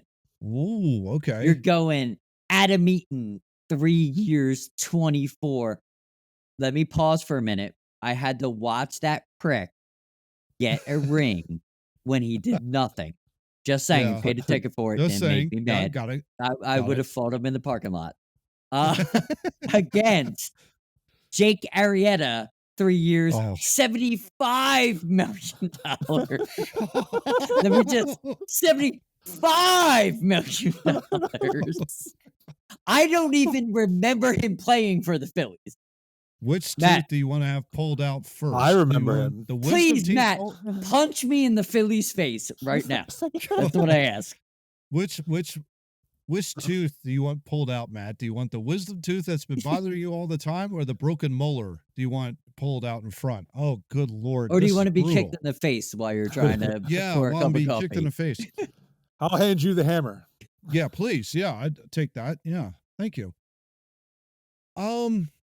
Gosh, this is just, they're equally as bad because Eaton did nothing. He got a World Series ring and I had to watch it. I think he was like the fifth starter, which we looked up earlier. I was like, Adam Eaton. Who's Adam Eaton? We looked up. He was like on the team in 08 accidentally. Yeah. They announced the Phillies drafted him originally. Yep. Yeah. He went away. They brought him back. I guess it would have, if he won in 08, then he must have been brought back in 06. Yeah. Yeah. I think he went to San Diego. Miserably. He went somewhere. Failed miserably as a starter. I think his ERA we looked up was like over 6. Yeah, it was bad. Yeah. He waved. And he was replaced in 08 by basically Joe Blanton. Yes. Yeah. So he didn't see the postseason. Perfect trade for that. Thank God. That all worked out. And he got a ring and he waved, and it made me even more mad. Yeah. Jake Arrieta, by contrast, we have to think back. 2018.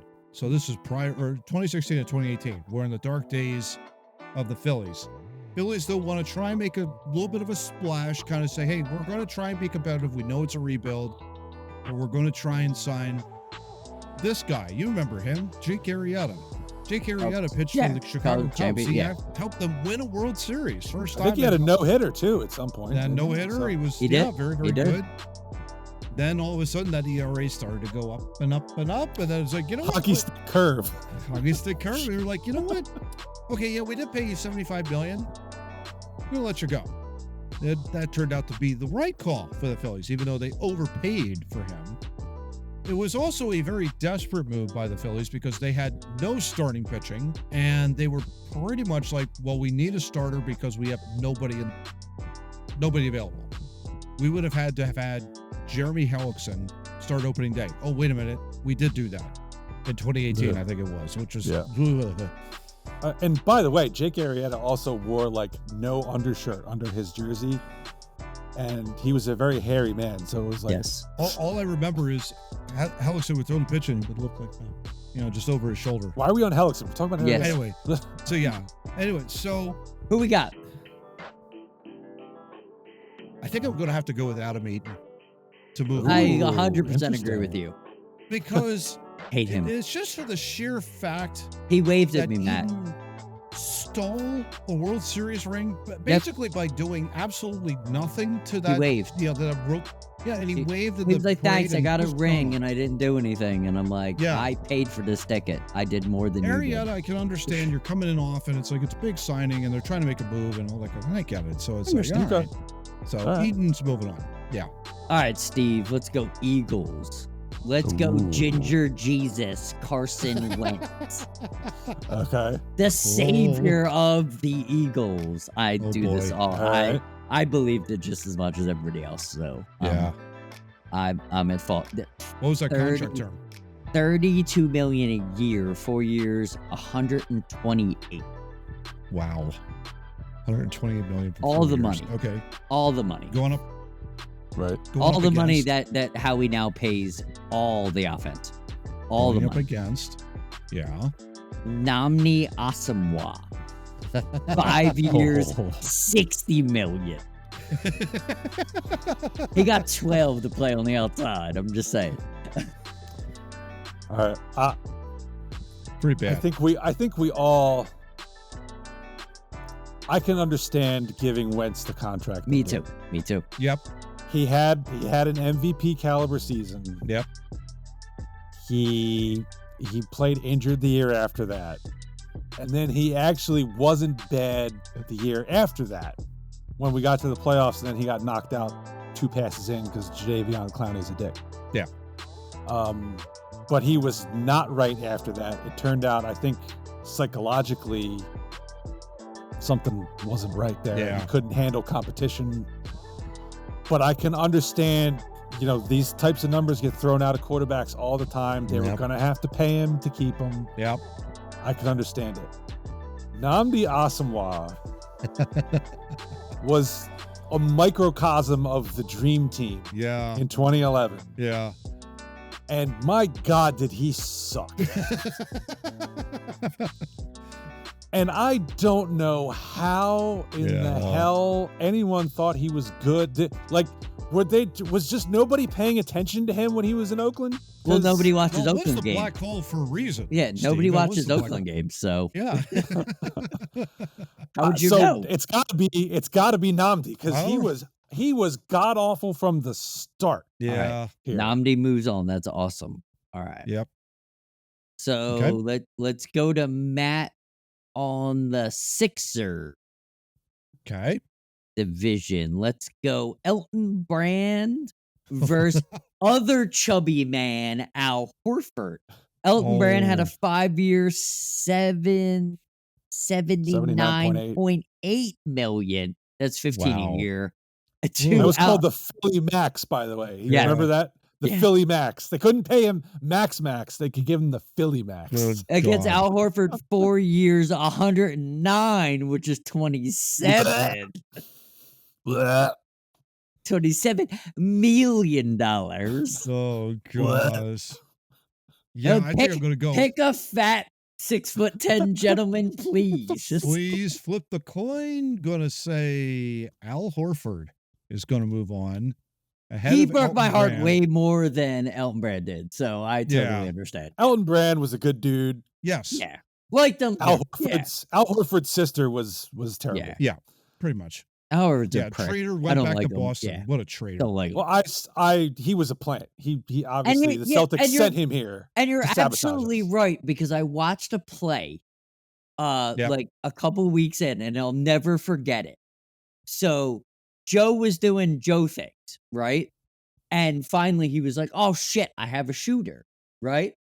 Joe, laser shot to the corner. The dude throws it over the basket. And I'm like, you're not who you were last year, because you were laying those things in. You threw that thing over the basket. Yeah. Oh, hate you. All right. So the mole moves on. Yeah. Okay. The mole moves on. So where are we at here? You had the Flyers. Yep. All right. Sixers are done. So we're on to the second round. No. We got one more half there, bud. Who don't we have here? You got to do. They're done. No, they're not.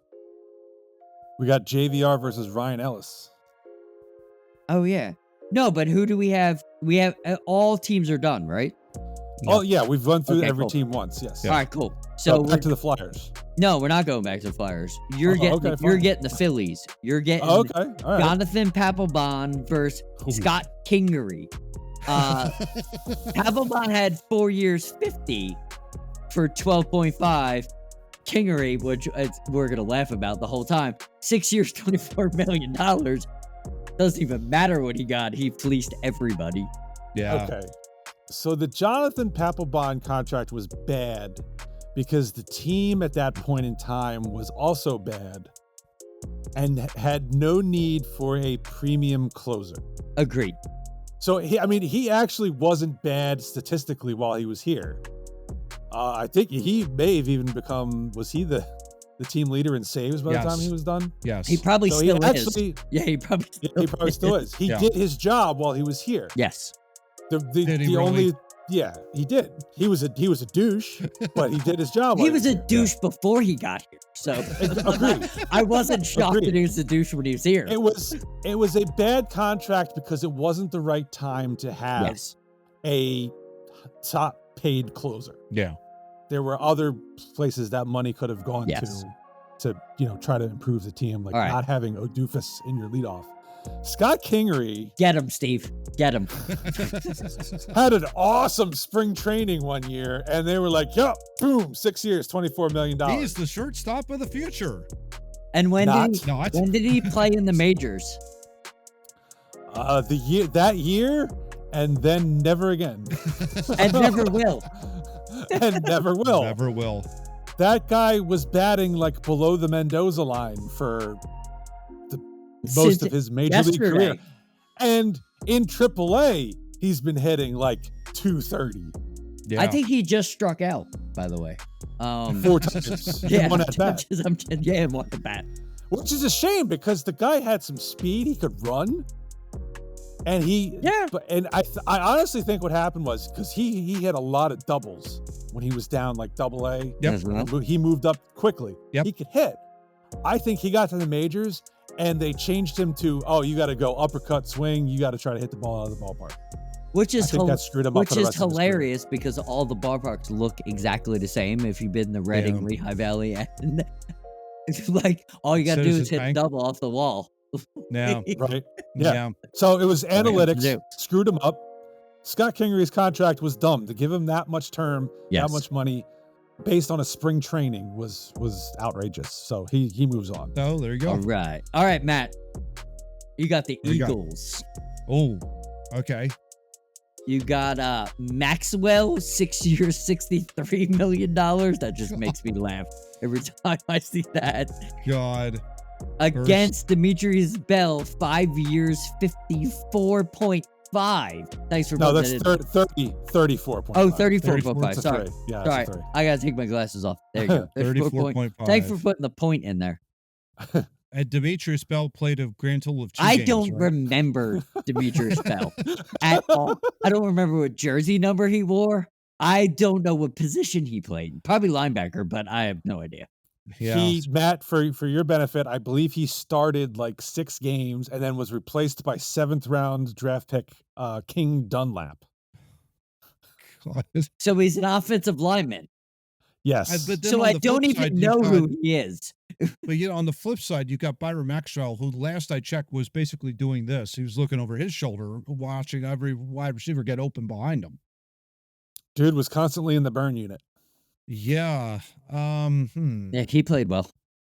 You know what? I got to go Demetrius Bell. For him to only play a handful of games and make that kind of money, well, there's 2 things. One, I'm incredibly jealous because what kind of career am I having where I could just basically virtually do nothing and earn millions of dollars? Can I get $6.9 million for someone to push me over every Sunday? Yeah. That's exactly what happened there. Yeah. That's all I asked for. So Demetrius Bell moves on. Nice. I'm going to put Demetrius Bell. It's tough, especially up against Maxwell, because Maxwell was horrible. Well, Maxwell was looking around like Bowen was after him. Yeah. Yeah. I mean, it's classic overpay, but I have to go with a lineman because it's like, are you kidding me? Like, really? It was another desperation move. They had lost Jason Peters to Achilles. Yep. And so they overpaid. They overpaid this guy, and next thing you know, All right, Steve, John. Let's go back to the Flyers for you. JVR, 5 years, 35. Second time. Let's second time around, yeah. First time, whatever money he got was worth it. Yeah. Second time. Ryan Ellis. Of course it was worth it. Yes. Good. Ryan Ellis, 8 years, $50 million. But yeah, JVR, absolutely. First time, don't get it conflicted. Well, he was on a second time. He was on a rookie contract. Yeah. So just a heads up, Ryan Ellis played a grand total of this many games. For those that are listening audibly, I'm holding up my 4 fingers. 4 fingers, yes. Do you need a Ryan Ellis played 4 games. Do you need a woo? Do you need like a 4 horsemen? Are you trying to like woo? Is that what we're trying to do? Ryan Ellis played 4 games and 99.5% chance 99.999% chance he never plays another game in the NHL. Yeah. From some medical injury that we probably should have known about. Yeah. That was a classic Chuck Fletcher signing right there, babe.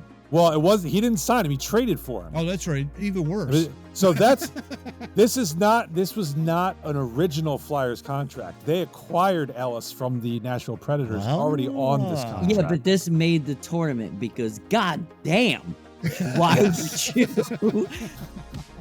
would you even think about trading for that? Right? Why would you take this on? I mean, I think what it turned out is he's got a tear of his psoas muscle, which is, it's some muscle that's like inside your pelvis. Oh. It connects your back. Yeah, it's like you tear that and you got back, groin, all kinds of. Everybody pray that we don't pull that muscle because that's seriously terrible for everybody.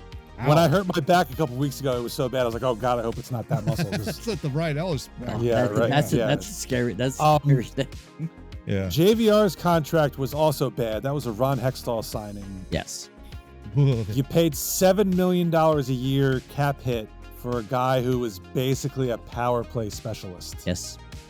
And towards the end of his career, wasn't even scoring on the power play. Yep. Yeah. It's Toronto. It's Toronto's fault, but it's okay. Yeah. Yeah, I'll go Ryan Ellis though, because 4 games for 4 games for that amount is. Ugh. So Ryan Ellis moves on. All right, we have one more.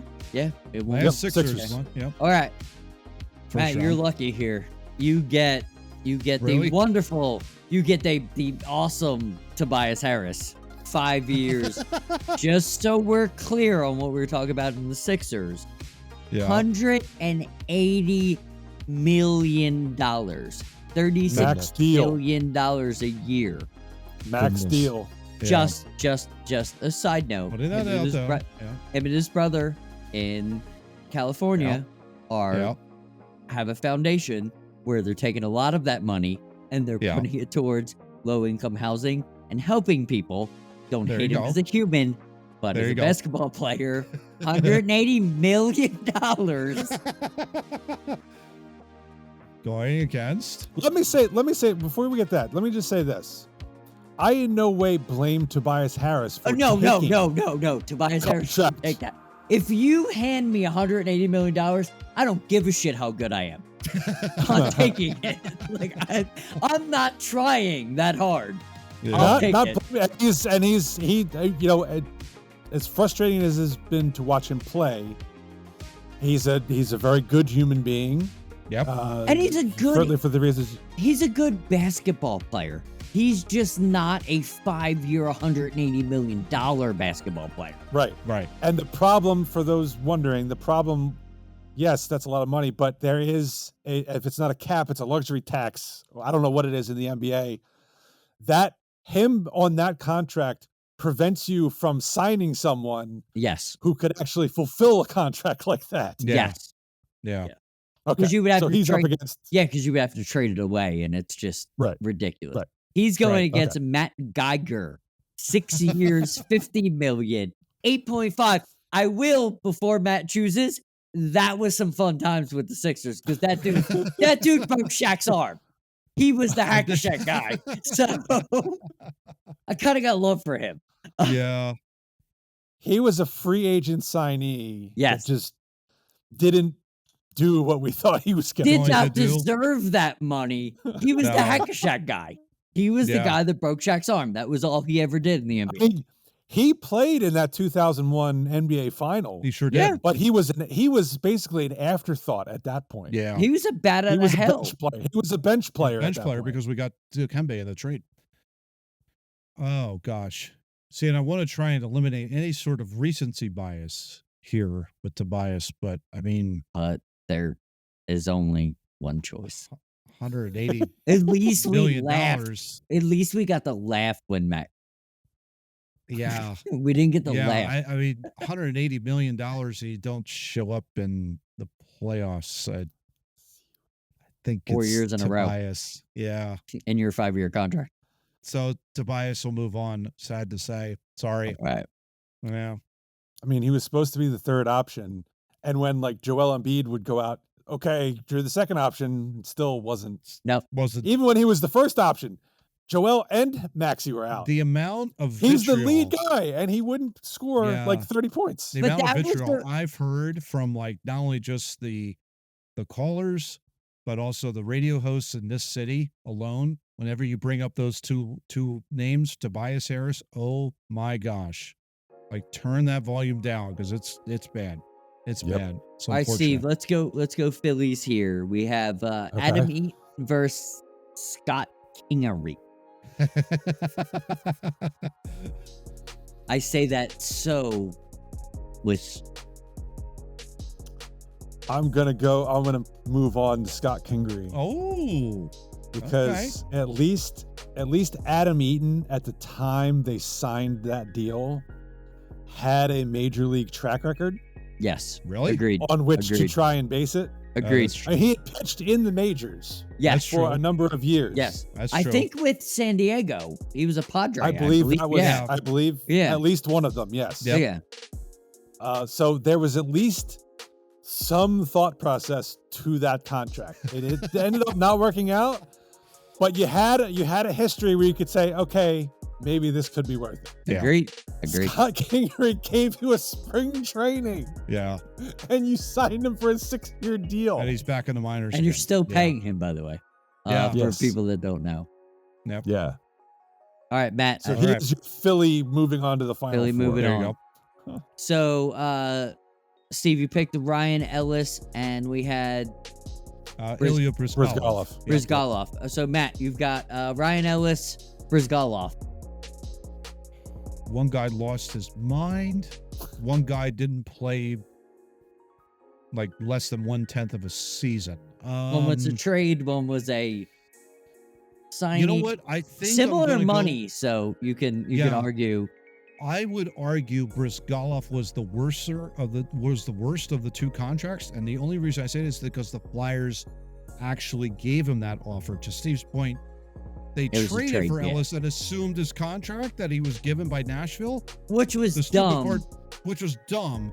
But equally as dumb, if not worse, was Brizgalov because everybody thought worse is you signed the dude. You signed the dude to the contract. Like you didn't have to trade. And to compound it, Ellis, at least you can move that money to long-term injured reserve. Yes. Since he's injured, Brizgalov had to be bought out of that deal. You cannot call crazy.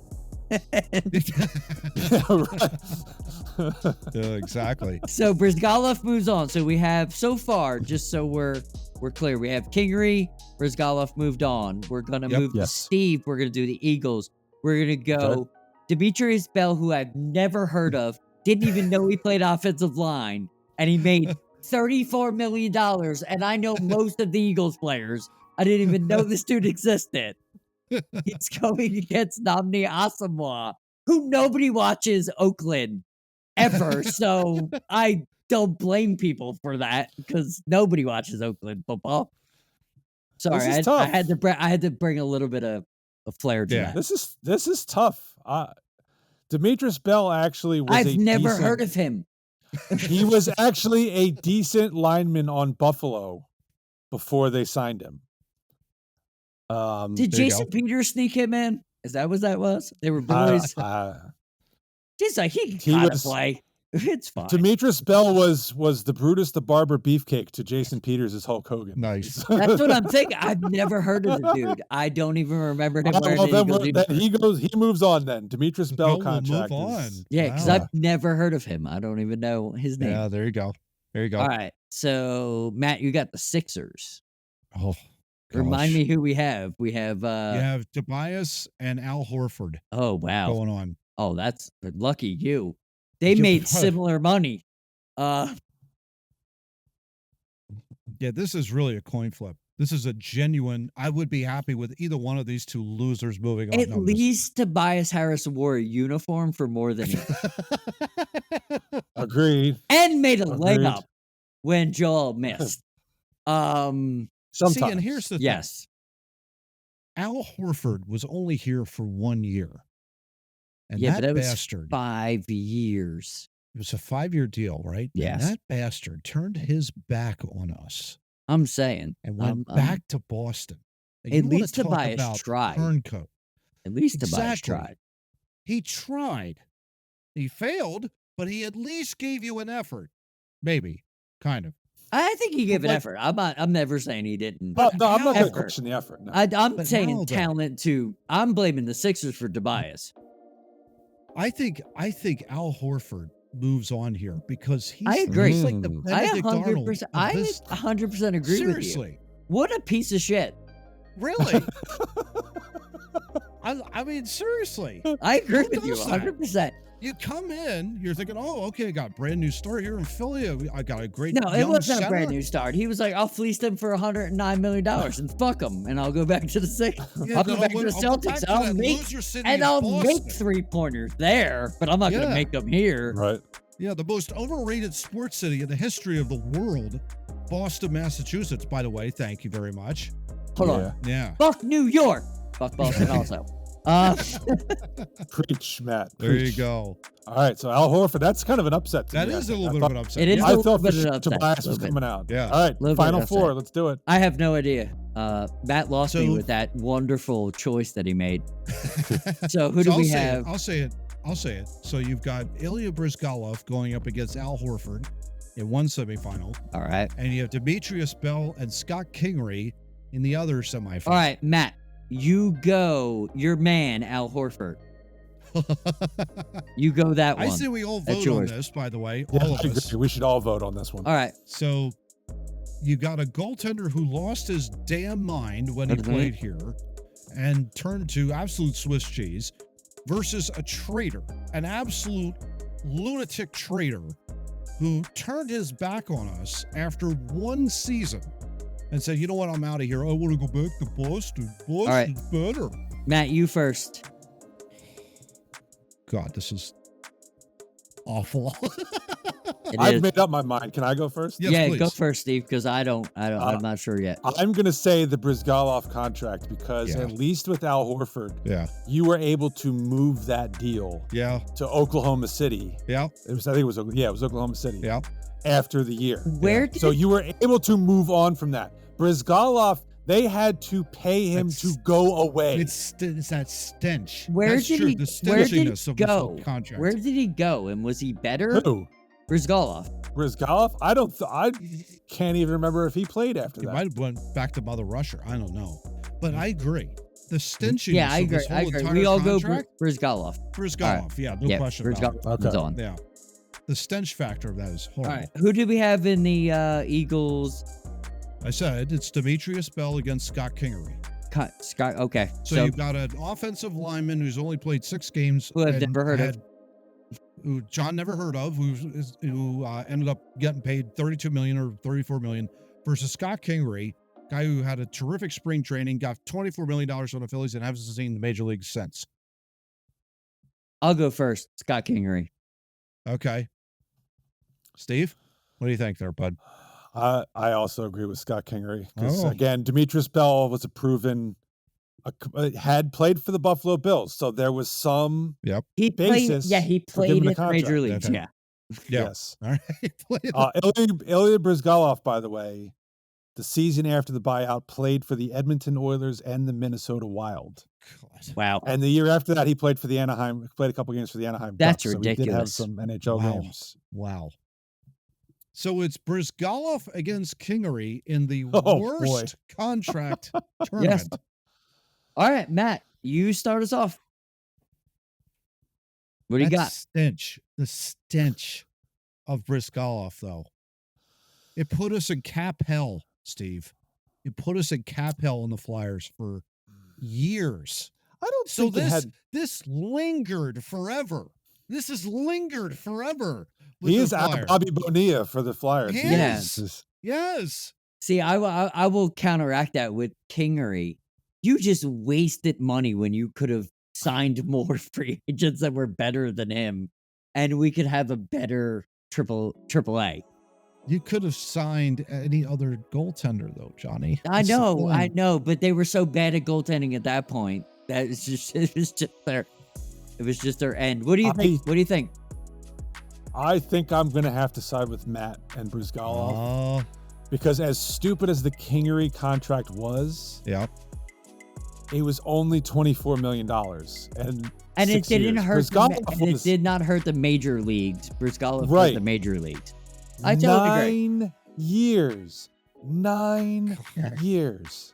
I still have yet to take a shower after that contract. I'm serious. Like that. Brizgalov wins. There we go.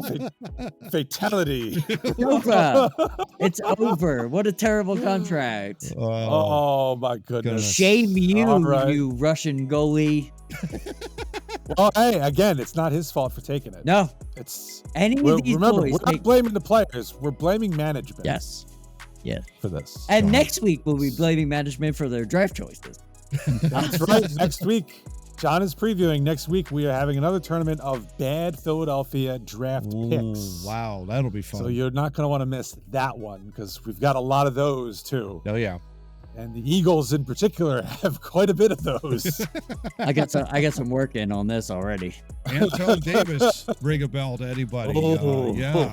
Anybody remember Danny Watkins? Let's go home. Jerome McDougal. Yeah. Hey, for the older folks, Mike Mamula. There you go. We're gonna have a field days. You're gonna want to see that one. Yeah. So that does it for episode 189 of Two Noobs Talking. Don't be boobs, follow the noobs, and we'll see you next week. Now get out. T-shirts coming. Thanks for checking out this episode of Two Noobs Talking. For more information about our podcast, feel free to check out our website located at twonoobstalking.wordpress.com, and we'll see you next week.